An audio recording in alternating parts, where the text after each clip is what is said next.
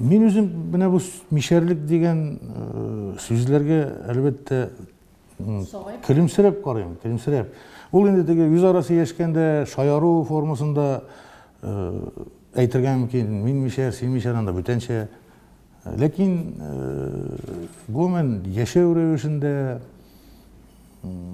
тормышта мин мишәрләрнең инде бер айрым бер холкы бар дип уйламыйм.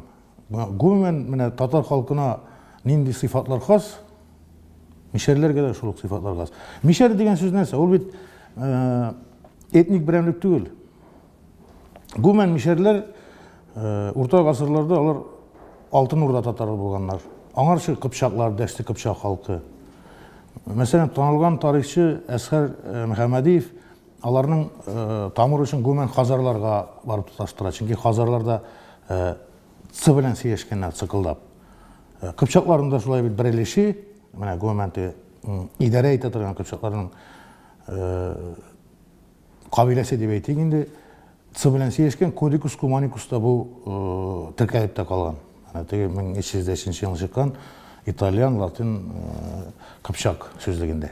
Ул сүзлекне бит итальян сәүдәгәрләренә Алтын Урдада аралашырга җиңел булсын өчен сатып алу операцияларын үткәрер өчен махсус чыгарганнар. Анда әлбәттә теге ниндидер бер айрым бер төбәкнең түгел, ә гомумән дәүләттән теркәгәннәр дип уйлыйм. Шуңа күрә мишәр дигәндә ниндидер бер айрым бер халыкны күз алдында торырга ярамый. Һәм гомумән менә мин Кырым татарлары белән дә аралашкан бар, шул ук безгә татарга хас сыйфатлар, шундый менталитет. Мишәр дигән сүз каян килеп чыккан? Ул гомумән ул вакытта бит татарлар, мәсәлән, Кырым татарлары. Ул Кырым шәһәр исеме, Иске Кырым дип атыйлар инде аны.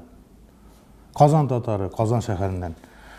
Мишәр дигән шәһәр менә бу хәзерге Касыйм шәһәре. Менә шул тирәдә яшәгән татарларны мишәр татарлар дип атаганнар. Ул шул гына.